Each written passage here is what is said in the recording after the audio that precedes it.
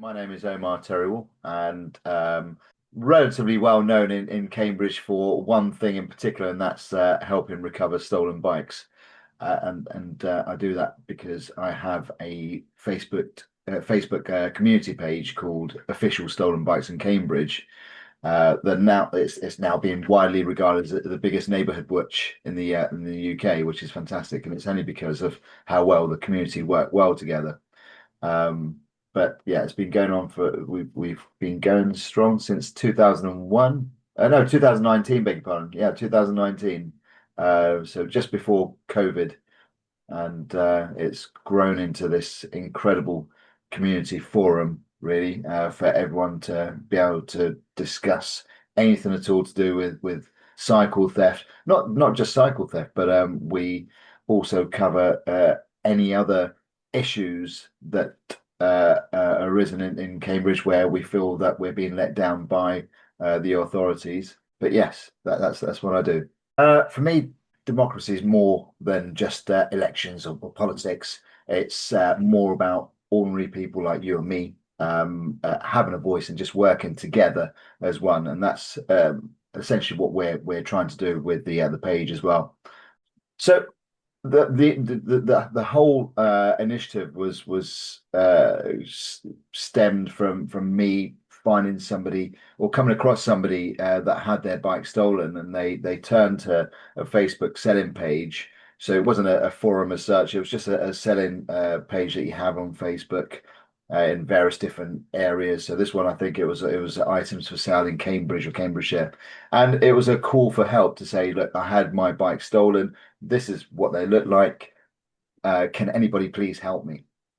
And incidentally, I was actually looking around for a bike for my son at the time, and I came across a seller. So I saw that post, and just moments later saw somebody selling an identical bike to the one that she had posted on the page. So before going back to her to say, "Hey, look, I've seen your bike," I'd already decided to reach out to the seller just to get the name and address because it was being sold at a fraction of the price. So I think it was a £500 bike being sold at 10% of that value, so being sold at £50. So I know that, and I think we all know that when you sell something that cheap, you've got a very very short time window to recover it. So I thought, let me just very quickly just find out where that person lives, get as much information as I can, and then pass that on to the person or the victim so that they can then liaise with the police and hopefully get her bike recovered. So I did just that. I got all the information, I got the address, got a time of where to meet, etc., and shared it with the victim who was obviously grateful, but then came back to me shortly after to say that she'd spoken to the police. They couldn't do anything for a couple of weeks at the earliest, and it was extremely frustrating for the victim, of course, because it was being sold at a fraction of the price. So it would have, I believe it would have sold that day. So I told her that I would help her by going to the property, and I'm still posing as a buyer here, so I'll go to the property, providing you can provide me with some evidence that it's your bike, some proof of ownership. And she happened to have her frame number, which is it's like a number plate for a bike, really. Um, Long story short, I got the bike back and passed it on to her, and as a result of that we had, in fact, actually, there was another incident about 3 or 4 months down the line where my wife and I were driving, and we happened to see somebody riding along Chester Road with a very expensive electric bike balanced on their shoulder. So, other than it being an amazing balancing act, uh, it was clear that this person was a drug addict, and he had what we believed to be a stolen bike. It even had the lock around the rear wheel, which is why he had to balance it and he wasn't wheeling it along. So you had all these cars driving past this guy, and we were all thinking the same thing. I'm sure of it. We're all thinking that's stolen, that's dodgy, that's not right. And I decided to stop the car in front of him, really, and I asked my wife to record just in case something went wrong, and asked to see the frame number of the bike and asked him where he got the bike from. And I think because I spoke with some, or my tone of voice may have been a little bit authoritarian. They just complied. Any kind of any questions I asked, they just responded and said, "Oh, we got it from here and we got it from there." And I wasn't quite sure where I was going with it, but it just so happens that my wife happened to flag down a passing police car, and the moment the police stopped, these guys just ran off. So that made it in the local papers rather. It made it in the local papers, and I had a number of people reach out to me and say, Omar, this is the second bike you've happened to recover. Why don't you set up a page? Why don't you do something where we can help other people of any other victims of bike theft? And I thought actually that's a wonderful idea, having a dedicated platform for people to be able to reach out to say I've had a bike stolen or I've seen somebody stealing a bike or something like that could actually really help tackle cycle theft in Cambridge. And we all know somebody or another, right, that's had their bike stolen. I'm quite grateful that I've never had a bike stolen myself, but for a lot of people, I know it's their main mode of transport, and for a lot of people, having their bike stolen, it's like losing their legs. Really, they can't get around anywhere, and they're really isolated at that point. So we started the page back in September 2019, and it's just grown organically. It's just grown so beautifully where people have all helped out in one way or another. If you get your bike stolen, for example, and you happen to have CCTV of that person stealing the bike, we will post it up on our page, and within a very short period of time, we can tell you who that person is, where they live, who they hang about with, where they were 5 minutes ago, because we'll have intel come from all different angles, from neighbors, from friends, from people that have just happened to see somebody, on a bike that's been pictured on our page. And from that intel, we're able to kind of really pinpoint, who that person is or where that bike's been taken. And it's as a result, we've recovered in excess of 700 bikes since setting up the initiative back in 2019. It's really bizarre, but I would never have really approached anybody about this beforehand. I would never have gone up to a thief or and said anything. But I remember that the first time that I went to that person's address to recover the bike, I was actually quite angry at the time. I remember thinking, you are clearly selling somebody else's stolen bike. And it turns out that the guy bought it from a drug addict for 10 or 20 pounds or so. For I don't know how much he paid for it, but to me, I just thought, well, you're clearly buying something that's stolen. You know it's stolen because of the person that you're buying it from in the first place. And look, here's the victim, and the victim, the husband was with me at the time.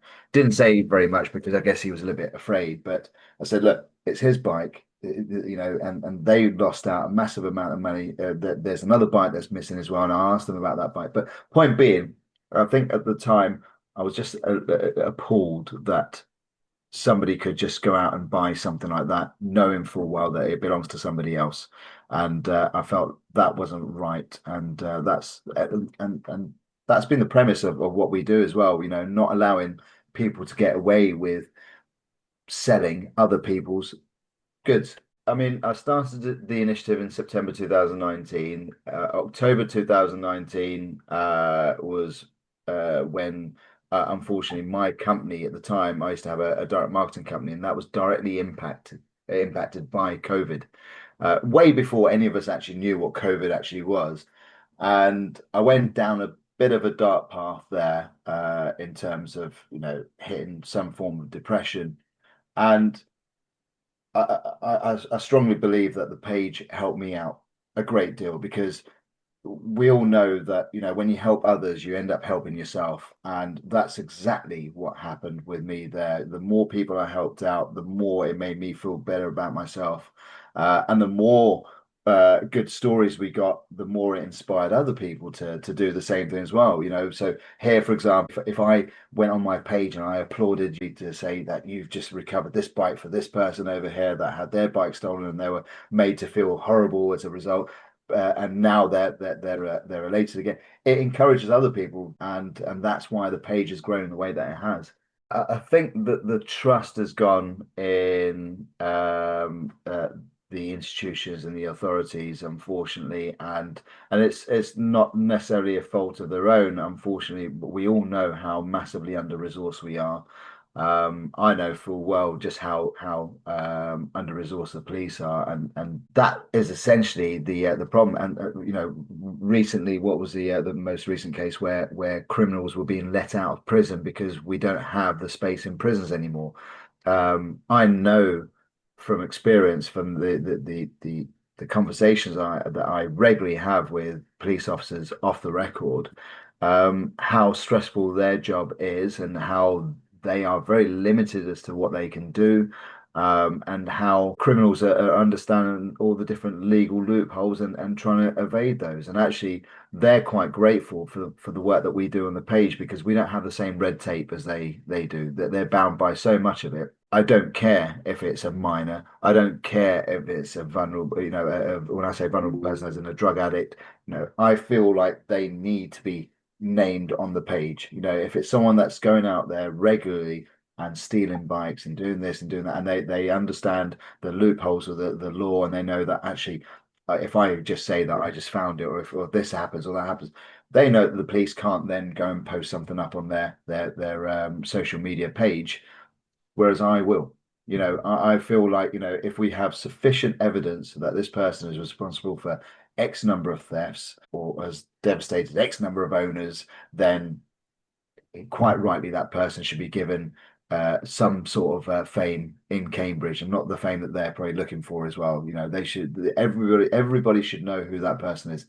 And I think one of the main reasons why the page did so well was that it highlighted that it was the same 0.01% of society that were doing all the stealing. And uh, that became quite a big talking point on the page, of course, because it's like, oh, well, little Johnny's out on a bike every other day, and I'm so glad that somebody's finally, mentioning this because we see him, and it's definitely not his bikes, and he's not earning or and he's not working. It's not right for him to have to be able to just go out and commit all these crimes without any repercussions. Now we know that from word on the street that actually what we do on our page is far more damaging to these criminals than the police knocking on their door. We have people from all different walks of life, all really, willing to help out their community in one way or another, whether it's being an informant and providing information, or storing bikes, or doing this or doing that. We are all the vast majority of Cambridge are there to help, and it's wonderful seeing that. I mean, we're now seeing the emotional attachments to these bikes. In the past, if somebody came along to you with a £500 bike and said, "Hey, there you go, mate. You can buy it for £20." I'd imagine that many people would have just asked no questions, to avoid being told any lies, because it's a cheap bike. Now, however, we're seeing that emotional attachment. We're seeing a victim as a result, somebody that's crying out for help. You don't want to be that person that's now riding on John Baker's bike, who is still paying it off and is struggling, or whatever. And you don't want to be seen on that bike either as well. That's the other thing. In the past you could very easily just do that. So before we had the page, it was very easy for people to be able to steal a bike, sell it on social media quite openly, and knowing that there was, even with that, in the digital era of leaving a footprint behind, there was no one to follow it up. And they knew all their loopholes. We've made it a lot harder for these guys now, which is wonderful. And again, we've not been able to help every single person. Like I said, we've got a fantastic recovery rate, where we've recovered over some 100 bikes, but that's a small drop in the ocean, really, in comparison to the number of bikes that have actually been stolen. However, so you, if you had your bike stolen, you post up on the page, and all of a sudden you had a whole bunch of strangers say, "Don't worry, if you need another bike, we can lend you one. We can, we can do this for you. We'll all keep an eye out for you. Even if we don't get you that bike back, it's softened the blow of that theft altogether, and it's made you feel so much better." Um, there's one story in particular that I remember where I helped recover somebody's bike, and he was in the car with me, and the bike was in the back of the car. So long story short, we got the bike back. The bike was in the back of the car, and he said, Omar, I don't think you quite understand how big a deal this is for me because I only moved to Cambridge X number of months ago, and this is after we were conned by a rogue builder of five odd £1,000, and then I moved to Cambridge, and I've just had my bike stolen. I was at an all-time low. I lost my faith in humanity altogether, and now all of a sudden, here you are. I've never met you before, and you've just gone up to that person. You've got my bike back. It's in the back of the car. Mentally, it's just helped me out, tenfold. And that made me feel really, really good, especially because of the dark path that I was going down just a few months earlier, knowing that I've helped somebody else like that, and he's just, one of the stories as well. To help so many people out, it really does make you feel good about yourself. What the page has, really made apparent is that the community, and especially the Cambridge community, we're all we're all very willing to help one another. And I think that this is where the authorities are really, really, they're not tapping into that at all. They don't realize that actually, let's work with the community. Let's work a lot more closer with them. I mean, I've got one police officer that I deal with in an official capacity, and if I'm honest with you, I don't particularly like working with the person because he takes everything so personally. If people mention this about the police, it's almost seen as a personal attack, and that's quite painful to have to deal with each time. But I deal with 9 or 10 different police officers, off the record altogether, and I love working with them because of the intel that we kind of share and help each other.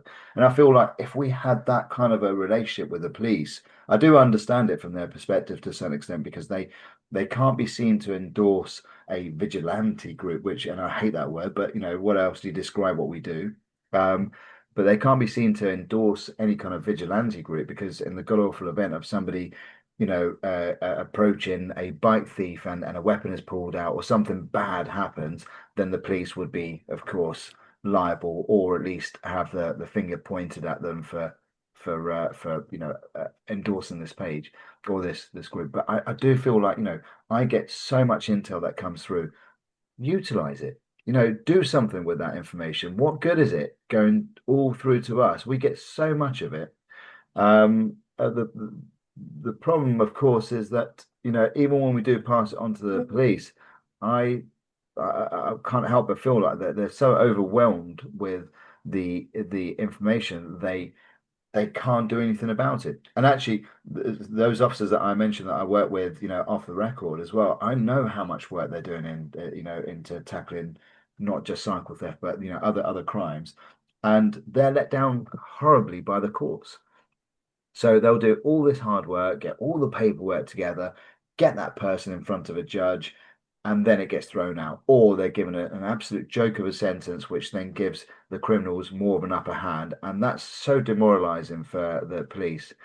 So, there is no real short answer to, what my dreams are for a healthy democracy. But I would say it would be work with the community, have, all the authorities, if they just work with the community a lot more, that would be fantastic.